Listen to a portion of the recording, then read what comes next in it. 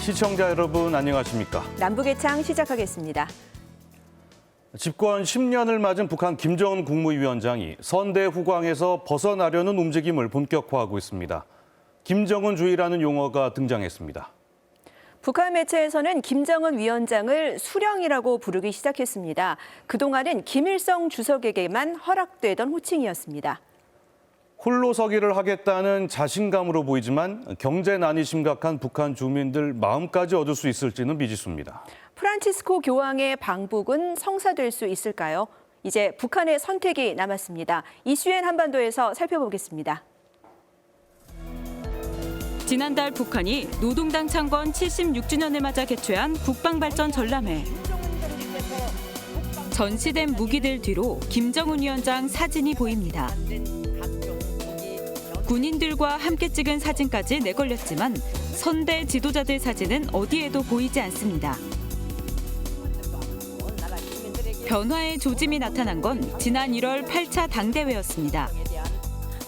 김정은 동지를 조선노동당 총비서로 높이 추대할 데 대한 정중한 제의를 전폭적으로 지지 찬동하였다. 5년 전 7차 당대회에선 김일성, 김정일 부자 사진이 회의장 정중앙에 내걸렸지만 8차 당대회 때는 노동당 마크로 대체됐습니다. 올해 김정은 위원장이 참석한 각종 공식 회의석상에서도 김일성, 김정일 부자 사진은 거의 없었습니다. 김정은 위원장이 독자적 통치 권력을 구축하고 있다는 걸 방증하는 대목입니다. 당 규약 개정을 통해 수반으로 지칭하면서 사실상 선대 수준의 정치적 위상을 확보하였습니다. 국가정보원은 최근 국정감사에서 김정은주의라는 용어가 북한에 등장했다고 밝혔습니다. 김일성주의와 김정일주의에 이어 김 위원장도 집권 10년 만에 독자적인 사상과 이념체계를 구축한 걸로 보입니다. 우리는 최고의 강령인 이 원사회 김일성주의화를 튼튼히 틀어주고 나가야 되며 혁명 위협의 종적 승리를 위해서 적극 힘써 몸바쳐 투쟁해야 한다고 생각합니다. 집권 초기만 해도 할아버지 김일성 주석의 옷차림과 제스처를 따라했던 김 위원장. 2017년 장거리 대륙간 탄도미사일을 발사하고 핵무력 완성을 선포한 이후엔 민족의 우수성을 강조한 우리 국가 제일주의를 언급해왔습니다. 정세와 환경이 어떻게 변하든 우리 국가 제일주의를 신념으로 간직하고 우리식으로 사회주의 경제건설을 힘있게 다구쳐 나가며 올해 집권 10년 차에 들어서는 김일성, 김정일주의를 선대의 역사로 돌렸습니다. 아버지 시대의 성군 정치도 삭제하고 인민의 이익을 최우선적으로 보장하겠다는 이른바 인민대중제일주의를 내세웠습니다. 혁명 발전의 요구를 반영하여 인민대중제일주의 정치를 사회주의 기본 정치 방식으로 정식화했습니다. 아직 북한 당국 회의나 매체 등에서 김정은주의가 공식적으로 언급된 적은 없습니다. 하지만 김 위원장이 강조해온 통치 담론을 집대성한 내용일 거라는 분석이 나옵니다.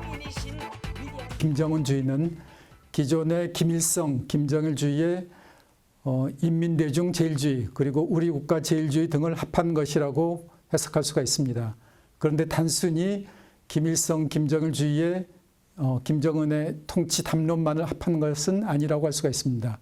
무슨 얘기냐면은 김일성, 김정일주의에는 선군 사상이 포함되어 있는데 김정은은 집권 이후 선군 사상과는 다른 방향으로 북한을 이끌고 갔습니다. 결국 김정은주의는 핵무력 강국을 추구하면서도 선대의 통치 사상을 부분적으로 수정해 민생을 중시하는 내용 등이 담길 가능성이 높다는 분석입니다. 선대의 후광을 지우려는 북한의 노력은 김정은 위원장 호칭에서도 드러나고 있습니다. 북한 관영 매체는 최근 김 위원장을 수령으로 칭하기도 했는데요. 북한이 김정은 체계를 정립하고 우상화에 나서는 이유는 뭘까요? 북한 관영 매체인 노동신문의 지난달 22일자 논설입니다. 김 위원장을 3번이나 수령이라고 불렀습니다. 위대한 오보이를 수령으로 높이 모신 인민의 영광 끝없다. 그동안 북한 매체들은 김 위원장을 김일성, 김정일과 함께 현대 조선의 수령들이라는 식으로 통칭해 불러왔습니다. 하지만 최근에는 보다 직접적인 표현이 자주 등장하고 있습니다. 혁명의 최원뇌수 영도의 중심, 단결의 중심으로서 수령의 지위를 차지하고 인민 대중의 혁명 위협, 사회주의 위협 수행에서 결정적 역할을 하는 북한에서 수령은 신격화된 김일성 주석에게만 허락된 호칭이었습니다. 김정일 국방위원장도 생전에 장군님으로 불렸고 사후에야 선대 수령이란 호칭이 주어졌습니다. 김정은 위원장에 대한 수령 호칭은 통치에 대한 자신감을 상징하는 것으로 해석됩니다. 그만큼 자신을 할아버지 반열에 올리겠다라는 거. 그거는 김정은주의와 마찬가지 두 개가 같이 간다라고 생각이 되거든요. 아버지 김정일 때랑 분명히 비교가 되는 거죠. 권력을 강화하고 자신감을 갖고 홀로서기를 하기 시작했다라고 볼 여지가 있죠. 지난달 조선중앙TV가 방영한 국방발전 전람회 화면에서는 매우 이례적인 모습이 포착됐습니다. 연주에 나선 지휘자가 김 위원장의 얼굴 모습이 새겨진 티셔츠를 입고 있었습니다. 쿠바의 체 게바라나 베트남의 호찌민처럼 티셔츠에 얼굴이 등장하는 상징적 인물들을 모방한 것으로 보입니다. 북한은 지난 2월 김 위원장 위인전 성격의 위인과 강국시대라는 책을 공개하기도 했습니다. 이 책자는 2018년 싱가포르 북미 정상회담과 2019년 판문점 회동을 지구를 뒤흔든 세기적 만남이라고 평가했습니다. 김정은 위원장 집권 10년 차에 맞춘 치적 앞세우기의 일환으로 보입니다.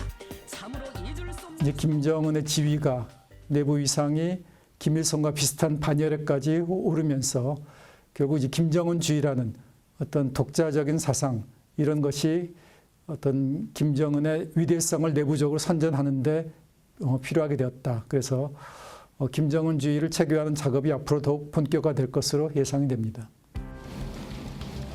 이 같은 북한의 내부 움직임은 심각한 경제난과 연결지어보는 시각도 있습니다. 북한 당국이 수령 결사옹위 정신 등을 강조해 주민 결속을 의도했을 거란 분석입니다.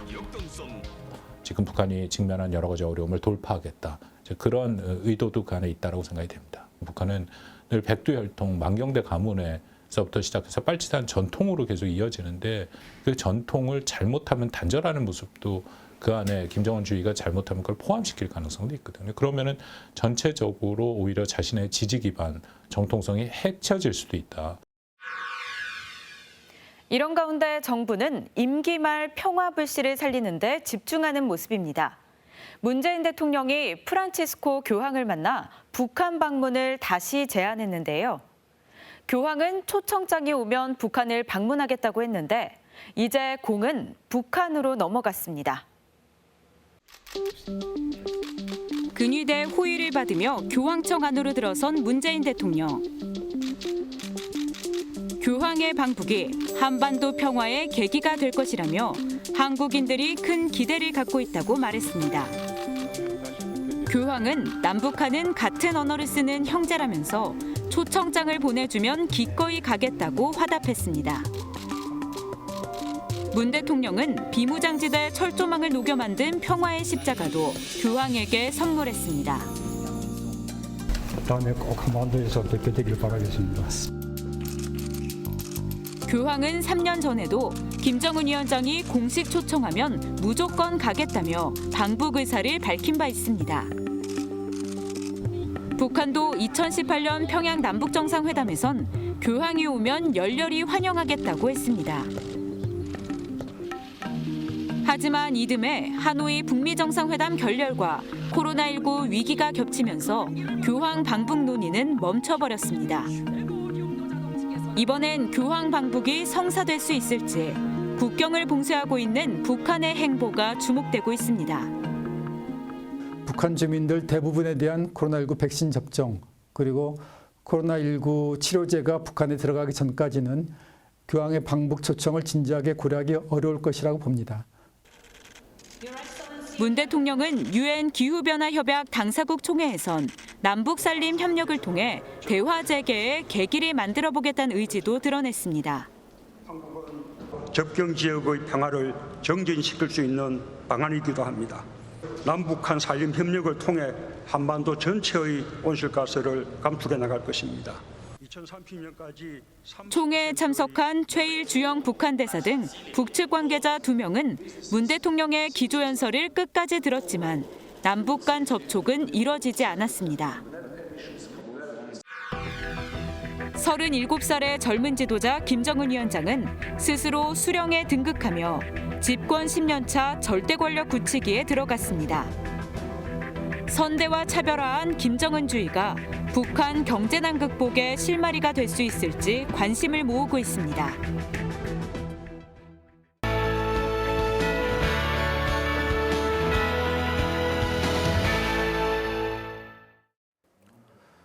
네, 우리나라도 코로나19 백신 접종률이 70%를 돌파하면서 이제 위드 코로나 시대가 열렸습니다. 그러면 지금 북한 상황은 어떨까요? 여전히 백신 공급을 거부하고 비상 방역을 고수하는 모습입니다. 악성 바이러스가 유입될 수 있으니 겨울에 내리는 눈도 조심하라는 관영 매체 보도가 나올 정도인데요. 북한은 그동안 주장처럼 정말 확진자가 한 명도 없는 걸까요? 함께 보시겠습니다. 남한에서 위드 코로나가 시작된 지난 1일. 북한 노동신문은 순간도 긴장성을 늦추지 말라라는 제목의 기사에서 변이 바이러스 출현을 경계하면서 비상 방역 사업을 더욱 강도 높이 벌이라고 강조했습니다. 심지어 지난 4일 기사에선 겨울에 내리는 눈을 통해서도 악성 바이러스가 유입될 수 있다며 철저한 방역을 주문했습니다. 이렇듯 북한은 국경 봉쇄를 이어가며 코로나 초특급 비상 방역을 그대로 유지하고 있는데요. 과학자 기술자들은 시대와 혁명 앞에 지닌 무거운 책임감을 자각하고 고심 어린 두뇌전 탐구전으로 우리식의 방역 수단과 방법을 부단히 탐구 도입해야 합니다. 북한은 지난 5월과 9월에는 국제 백신 공급 기구인 코백스의 백신 공급 제안을 2차례나 거절했습니다. 북한은 지금까지 주민 4만 2천여 명이 코로나 검사를 받았지만 확진자는 한 명도 없다고 세계보건기구에 보고하기도 했는데요. 최근엔 교황청까지 나서 북한 백신 공급을 검토하고 나선 상황. 북한은 여전히 자력갱생을 강조하며 묵묵부답입니다. 꼭 필요한 버저 재료. 우리가 느낀 것은 자력갱생이 좋다, 국산화가 좋다 이것입니다. 북한은 코로나가 확산된 지난해부터 한방 성분의 고려약 생산에 더욱 공을 들이고 있습니다. 특히 호흡기 계통 질병의 효과가 좋다고 선전하면서 자체적인 약 개발을 강조했는데요. 생산 환경을 개선하고 설비들의 성능을 높이는 것이 무엇보다 중요했습니다. 하반년도에 들어와서 가지고 있는 내정을 더 누려가지고 현재 수십 종의 고려약들을 생산하고 있습니다. 하지만 북한 고려약이 코로나19 예방에 효과가 있는지는 의학적으로 아직 확인되지 않았습니다. 북한의 건설 현장엔 의뢰의 속도전이 벌어지죠. 최단 기간에 최상의 성과를 내자는 사회주의 선전 방식인데요. 최근 황해북도 사리원의 한 호텔이 들어섰는데 공사에만 무려 10년이 걸렸다고 합니다. 북한 TV 화면을 보면 화려한 외관과 최신 시설을 갖춘 것 같은데요. 공사가 늦어진 이유 지금 함께 확인해 보시겠습니다. 황해북도 사리원시에 새로 들어선 정방산 호텔입니다. 조선중앙TV는 현대적인 호텔이 들어섰다고 선전했는데요. 카페와 연회장, 객실까지 외관상으로는 최신 시설을 갖춘 것으로 보입니다. 저형 예술적으로 손색이 없이 건설된 호텔은 세계 호동의 기본 건물과 운동실, 수영장 등이 그전에 갖춰진 인민의 봉사기지입니다. 이 호텔이 이렇게 호화로운 모습을 드러내기까지 무려 10년이 걸렸습니다. 2011년 9월에 열린 정방산 호텔 착공식에선 속도전을 다짐했지만 우리가 이번에 건설하게 되는 정방산 호텔은 연 건평 16,000여 평방에 3개의 호동으로 되어 있습니다. 건설을 최단 기간의 질적으로 앞당겨 끝내겠습니다. 극심한 경제난 속에서 건설공사가 지연된 것으로 보입니다. 경의하는 김정은 동지께서는 인민들의 복리 증진에 이바지할 종방산 호텔 건설에 깊은 관심을 돌리시고 105층 높이의 평양 류경 호텔도 1987년 첫 삽을 뜬 이후 30여 년째 공사가 진행되고 있습니다. 평양의 스카이라인을 장식하고 있을 뿐 언제 문을 여는지는 북한 매체 어디에도 보도된 적이 없습니다. 이런 가운데 북한이 올해 안에 짓기로 한 평양시 만세대 아파트는 완공을 눈앞에 두고 있는데요. 우리 당이 크게 벼르고 준비해온 수건사업, 정말 우리 당이 인민과 한 약속을 지키는 영리롭고도 보람찬 1만 세대 살림집 건설장에서도 내장재 등 필요한 건설 제재를 평양에 집중 투입하면서 속도전을 이어가고 있습니다. 최근 김정은 위원장은 농민들에게 나달 한 톨까지 빠뜨리지 말고 확보하라며 특별 지시를 내렸다고 국정원이 전했는데요. 북한은 가시적인 성과를 관영 매체를 통해 보여주면서 경제난에 지쳐 있는 민심을 달래고 있는 것으로 보입니다. 지금까지 요즘 북한은이었습니다.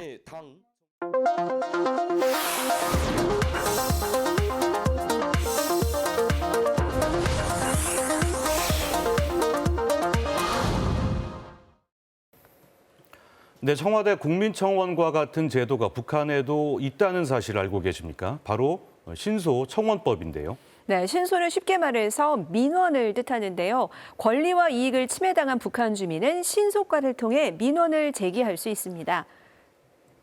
네, 김정은 위원장에게 직통으로 올라가는 1호 신소도 있다고 하는데요. 여동생인 김여정 부부장이 직접 관장하고 있습니다. 제기된 신소에 대해서는 조사를 거쳐 그 결과를 공개하게 돼 있는데요. 오늘 클로즈업 북한에선 북한판 신문고 신소청원에 대해서 분석해 보겠습니다. 정말로 이 가슴 속에서 치마 저고리 바람으로 허겁지겁 산을 오르는 두 여성. 정상에 오르자 두 팔을 들어 흔든다. 아버지 옷은 가슴사야. 그래. 북한 최고 지도자가 탄 열차.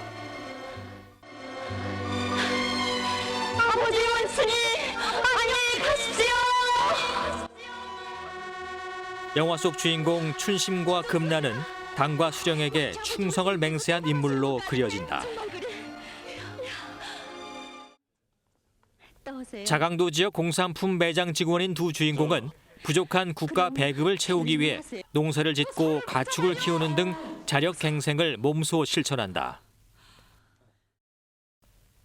그러나 시간이 흘러 간부직에 오른 금란은 그동안의 고생을 보상받고 싶은 마음이 간절해진다. 친구 춘심의 만류에도 평양백화점 지배인 자리로 떠나는 금란. 춘심이, 난 너처럼은 못 산다. 내 희망을 두엄 속에 묻어놓고 내 앞길을 더는 망칠 수 없기 때문에 그런 거야. 접수해 대라요. 이후 출세 가도를 걷는 듯 보였던 금란. 손님이 한 분 올 텐데 춘심의 남루한 옷차림을 보고 타박을 하는가 하면 넌 언제 가면 그 산골 한학내 틀 벗어내겠니? 여유로워진 생활을 자랑하기도 한다. 아니면 콜라? 참 맥주가 있다. 냉동한 거야. 맥주는 못한다. 그러나 그 사이 금란을 향한 주민들의 원성은 커져만 간다. 상업이란. 어쨌든 난 밤이 열이라도 신소하고야 가겠어. 할 테면 알아요. 어디 상품이 있는 걸 지배인이 안내요? 아니 그럼 신발 공장에선 주민들이 신고도 나물 신발을 생산하는데 그게 다 어디로 가나 말이오? 에? 금란이 주민들에게 돌아가야 할 국가 배급품을 돈과 권력을 가진 간부들에게 뇌물로 바쳐왔던 것이다. 저영한테 사모님을 보내세요. 네. 네네. 결국 주민들의 신소청원으로 금란의 모든 비리 행위는 만천하에 공개되고 금란은 살던 집마저 잃고 정처 없이 떠도는 신세가 된다. 동문인 백화점 지배인으로서 인민이 충복이 될 대신 국가 상품을 가지고 제 철수와 권명이 터전을 닦았으니 인민들의 신선에 농당한 거예요. 동무가 상부에 아첨하고 뇌물을 섬긴 덕에 설사 용메달을 탔다고 합시다. 그걸 인민들이 인정하는가? 순심아. 이 영화는 북한에서 신소청원의 중요성을 선전하고 있다. 억울한 사정을 호소한다는 의미의 신소. 북한은 간부들의 부당한 행위로 주민의 권리가 침해받았을 경우 누구나 신소청원을 할 수 있게 헌법으로 규정하고 있다. 청원은 지방당과 행정기관에 설치된 신소과를 통해 접수할 수 있다. 신소 처리는 비공개적으로 원칙에 따라 공명정대하게 할 것을 명시하고 있다. 가장 최근 북한에서 발생한 신소 청원 사례는 평양의대 비리 사건이다. 지난해 11월 김정은 위원장 주재로 열린 노동당 정치국 회의. 굳은 표정의 김정은 위원장이 인상을 찌푸리며 간부들을 질타하는 모습이 이례적으로 전파를 탔다. 이날 회의에서 김정은 위원장은 평양의대 신소 처리 문제를 직접 언급하고 나섰다. 신소 처리, 법적 감시와 통제를 강화하지 않아 범죄를 비호 묵인 조장시킨 당중앙위원회 해당 부서들, 사법, 검찰, 안전보위기관들의 무책임성과 극심한 직무태만 행위에 대하여 신랄히 비판됐습니다. 당시 국가정보원은 국회 정보위원회에서 평양의대 간부가 입시 비리 등의 행위로 직위 해제됐다고 설명했다. 평양의대 간부들의 직위 해제 같은 게 있었는데 이유는 입시 비리가 있었고 또 평양의대 기숙사 신청하느라 주민들한테 강제 모금을 했다. 그리고 또 매간 매직이 있었다, 평양의대. 당시 평양의대 비리 사건은 김정은 위원장에게 직접 보고된 1호 신소였던 것으로 알려져 있다. 하부 기관에서의 신소 청원이 제대로 처리되지 않으면 최고 지도자까지 나서서 직접 처리하겠다는 강력한 의지를 보여준 것이다. 주목을 하는 부분은 발생된 현안에 대한 대처 과정입니다. 대처 과정을 문제시한 것이죠. 그래서 의학대학 당위원회 그리고 해당 법, 근로단체 조직들에서 신소 청원된 문제를 묵살하고 또 방치하고 그 부분을 은폐하려고 했다. 이걸 더욱이 이제 문제시한 것이죠. 최고 지도자까지 나서서 북한 주민의 권리를 보호하는 신소청원법. 생전에 김일성 주석은 국가 건설 초기부터 신소 제도를 언급한 것으로 알려져 있다. 초기에는 비리의 적발이나 처벌보다는 주민들의 불만이나 의견 수렴의 기능이 강했다. 인민들의 목소리를 얼마나 이 당을 중심으로 잘 반영해서 이 국가를 건설하는가, 이게 굉장히 김일성에게는 중요하지 않았나. 북한의 체제에서 표현하고 있는 것처럼 인민들을 받드는 방식의 그런 그 실천 강령 같은 것들이 굉장히 중요하게 느껴졌을 것이고, 그렇기 때문에 김일성이 계속적으로 지속적으로 좀 강조하고 있는 측면들이 있습니다. 그러나 1960년대 말 김일성 유일 지배 체제가 본격화되면서 신소 제도의 성격에도 변화가 있었다. 북한 간부들을 견제하고 감시하기 위한 도구로 작동하기 시작한 것이다. 그 중에서도 북한 최고 지도자에게 직접 제기되는 1호 신소는 간부들을 통제하는 효과적인 수단이었다. 사회주의 체제라는 것 자체가 어떻게 보면 부정부패 같은 것들이 일어날 수 있는 그런 취약한 구조를 가지고 있고, 그런 상황에서 이 관리들이 지나친 권력을 갖게 되거나 이권을 갖게 되는 것을 이제 견제하기 위해서라도 인민들과 지도자의 직접적인 소통 라인이 있다라는 것을 강조할 필요가 있었던 것이죠. 김정은 국무위원장도 집권 이후 신소 청원을 줄곧 강조해왔다. 지난 1월 열린 노동당 전원회의에서는 신소 청원 문제를 중앙당이 직접 관장하도록 주문하기도 했다. 당 중앙검사위원회가 세도 관료주의, 부정부패, 특세, 전횡을 비롯한 일체 행위들을 감독 조사하고 당 교율 문제를 심의하며 신소 청원을 처리하고 당의 재정 관리 사업을 검사하도록 임무를 새롭게 규제한 데 대하여 발짓이었습니다.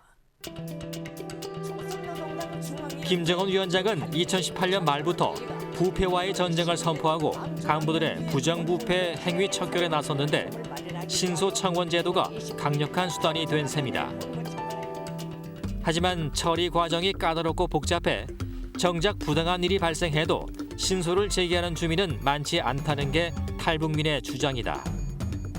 개인이 어떻게 신속하게 제기해가지고 그 문제가 이제 전반적으로 뭐 다려의 사업이 진행되고 해결되는 경우는 한 번도 본 적이 없고요. 중간에서 탈락되는 경우도 있고, 그리고 접수가 된다고 해도 중앙단까지 올라가서 문제가 해결되는 데는 보통 몇 달이 걸리기도 하니까 대부분 잘 이용을 하지 않는 편이긴 해요.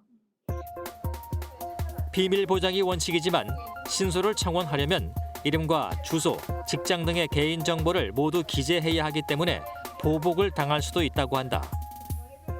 간부들은 또 간부들끼리 통하는 게 있으니까, 그래서 어쨌든 나중에라도 내가 어떻게 또 보복 당할 수가 있거든요. 신소했다가 나중에 내가 막 더 압박을 느끼고 뭔가 더 힘들어질 수도 있고 하기 때문에 대부분 좀 참고 넘기는 경우가 있죠.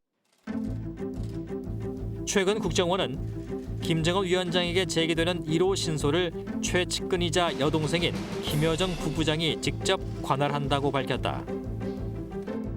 1호 신소, 즉 1호 신소라는 게 뭐냐면 김정은 앞으로 청원을 하는 서류입니다. 그래서 1호 신소를 직접 관장하고 있는 것으로 파악하고 있다고 보고했습니다. 김여정 부부장이 사실상 북한 권력의 2인자라는 사실이 다시 한번 입증된 셈이다. 코로나19 방역으로 인한 국경 봉쇄가 장기화하면서 북한 경제 상황이 어려워진 만큼 간부 비리와 부정부패가 늘어날 수 있다고 판단한 것으로 분석된다. 대북 제재, 코로나19, 자연재해라는 3중거에 더하여 민생 여건이 극도로 어려워지면서 주민들의 민원이 증가하고 결국은 신소청원의 수요가 증가할 수밖에 없는 것이죠. 민심을 다독이는 방편이자 간부 기강을 다잡기 위한 북한의 신소청원법.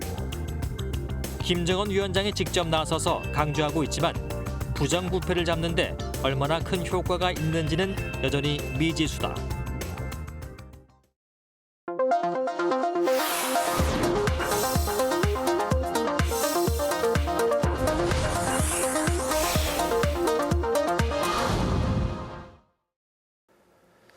한국에 정착한 탈북민들, 거리 곳곳에 영어 간판이 생소하게 느껴지는 경우가 많다고 하는데요. 네, 그래서 탈북민들을 대상으로 무료로 영어를 가르쳐온 비영리 민간단체가 있다고 합니다.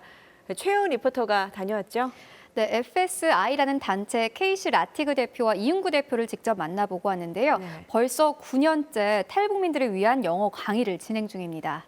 네, 그러면 탈북민들이 영어를 배우고 또 배운 영어로 강연까지 한다고요? 네, 맞습니다. 북한의 인권 실태를 전 세계에 알리기 위한 건데요. 탈북민들은 영어 강연뿐만이 아니라 출판 활동에도 나서고 있습니다. 영어를 배워 북한의 실상을 알리는 탈북민들의 이야기, 지금부터 함께 만나보시죠. 서울 마포구에 위치한 한 탈북민 지원단체. 탈북민들의 멘토라고 불리는 KC 라티그 대표의 영어 강의가 한창입니다. I have no idea. No idea. Okay. Deputy, can we have the eraser and the highlight and the marker? 미국의 하버드 대학교에서 교육학을 전공한 KC 대표. 북한학을 전공한 이윤구 대표와 함께 9년째 탈북민들을 대상으로 영어를 가르치고 있는데요. NGO 단체에서 일을 할 때 우연히 만난 탈북민의 요청으로 영어를 가르치게 됐다고 합니다. Who needs educational freedom more than North Korean refugees do to tell their stories to the world or even just for their own self-fulfillment that they can think about where they've been and where they're going. 열심히 강의를 듣고 있는 한송미 씨. 2011년 탈북해 한국에 왔을 때 알파벳도 제대로 몰랐다고 하는데요. 케이시 대표의 강의를 들으면서 조금씩 알아가는 영어의 재미에 푹 빠졌습니다. 저 같은 경우에는 이제 처음에는 되게 자신감이 없었어요. 북한에서 저는 학교를 못 다녔어요. 아예. 네, 초등학교도 못 다녔었거든요. 여기서 이제 영어를 배우고 나니까 일단 자신감이 올라가서 좋은 것 같아요. 송미 씨는 이제 자신의 과거를 영어로 발표할 만큼 실력을 갖췄습니다.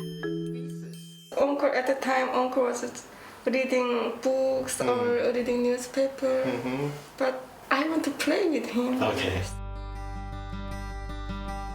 송미 씨처럼 그동안 케이시 대표와 이웅구 대표로부터 영어 강의를 들은 탈북민은 무려 470여 명. 2014년 BBC 올해 여성 100인에 선정된 북한 인권운동가 박연미 씨도 이곳에서 영어를 배웠는데요. And I was 13 years old. And he was threatening us if I'm not going to succeed with me, he will send us to call police there. And my mom offered herself to be raped in order to protect me. 모든 강의가 무료로 진행되다 보니 걱정 어린 시선으로 바라보는 이들도 있었습니다. I know a lot of people think I just fell off the back of a potato truck, hit my head, and just started thinking about North Korean refugees. But actually, my whole professional career has been focused on educational freedom, about people being empowered to tell their stories the way they wish to. 지금까지 두 사람은 탈북민을 위해서 많은 노력과 고민을 기울였는데요. 하지만 이렇게 지원을 받기까지 수많은 어려움이 있었다고 합니다. 그리고 이제 두 사람은 탈북민들의 안정된 정착을 위해서 또 다른 계획을 세우고 있습니다. 두 대표는 그동안 탈북민들과 함께하면서 북한의 인권 문제에 대해 고민하게 됐습니다. 그래서 세상에 이들의 이야기를 알리기로 결심했습니다. 영어로 자기 이야기를 나눌 수 있는 친구들이 있었고 그런 이야기들이 국제사회에 더 알려지면 북한에 대해서 또 탈북민들의 생활에 대해서 우리가 좀 더 알릴 수 있겠다라는 생각이 들어서 이제 영어로 된 뭐 스피치나 출판의 일을 돕고 있어요. 영어를 배운 탈북민들은 학생들을 대상으로 정기적으로 북한 인권 문제에 대한 강연회를 열고 있는데요.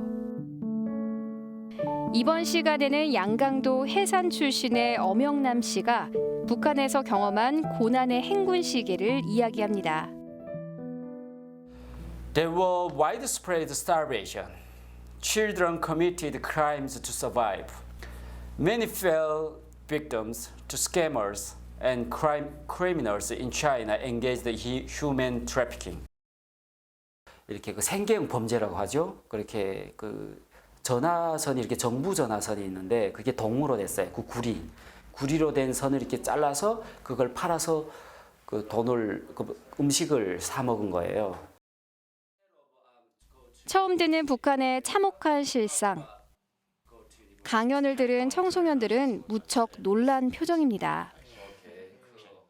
한반도가 조금 더 평화로웠으면 좋겠어요. 북한이라고 뭐 안 좋게 보거나 남한이라고 안 좋게 보거나가 아니라 북한도 있고 남한도 있고 그냥 다 이렇게 잘 살아보자. 그런 방향으로 갔으면 좋겠습니다. 땅거미가 내려앉고 두 대표가 어디론가 향합니다. 아버지가 작성한 탈북 수기를 영어로 출판하기로 한 한봉희 씨를 만나러 온 건데요. 표지를 잘 만드신 것 같아요. 일단은 분단을 상징하잖아요. 네, 그래서 뭐 세계 유일하게 지금 분단 국가니까. 예, 분단 국가고 이렇게 같은 민족인데 갈라져 있고 하니까. 한봉희 씨의 책 안에는 중국으로 탈북을 했다가 북송된 아버지 이야기가 담겨 있는데요. 국제사회에 북한의 실상을 알리고 싶었다고 합니다. 계기는 어떻게 되실까요? 외국 사람들이 정말 북한에 대해 관심이 있더라도 정확하게 정말 그 안에서 어떤 일들이 벌어지고 있는지까지는 구체적으로 모르시잖아요. 전 세계 사람들이 알게 해서 저 북한이 빨리 변하게 만들어줘야 된다. 이런 생각을 계속 하셨어요. 한봉희 씨 아버지의 탈북 수기는 영어로 번역돼서 다음 달 해외에서 먼저 발간될 예정인데요. 묵묵히 탈북민 영어 강의를 이어온 성과가 조금씩 나타나면서 두 대표는 요즘 뿌듯하기만 합니다. So when I see people doing things that they want to do, I really love that. They began to reach some of the goals that they had in mind. So those are really like the happy times. 낯선 땅에 와서 배운 영어로 북한의 실상을 알리기 시작한 탈북민들. 북한을 바꾸려는 그들의 정성을 많은 이들이 공감하기 바랍니다. 김성 유엔 주재 북한 대사가 유엔군 사령부를 즉각 해체하라고 주장했습니다. 김 대사는 지난달 27일 열린 유엔 총회 4위원회에서 유엔사를 유지해야 한다는 미국의 고집은 아시아 태평양 지역에서 미국의 정치 군사적 목적을 달성하는 데 있다면서 유엔사 해체를 촉구했습니다. 한국 전쟁을 계기로 설립된 유엔사는 현재 비무장지대 경계 초소 운영과 정전 협정 관련 업무 등을 맡고 있는데요. 정부가 종전 선언을 추진하는 틈을 이용해 북한이 유엔사 해체에 대한 여론전에 들어간 것으로 보입니다. 네, 평양에도 완연한 가을이 무르익고 있습니다. 울긋불긋한 단풍과 노란 은행잎 가득한 평양 시내 모습, 마지막 영상 준비했습니다. 정의가 준비한 소식은 오늘 여기까지입니다. 다음 주에 더 알찬 소식 갖고 들어오겠습니다. 함께해 주신 여러분 고맙습니다.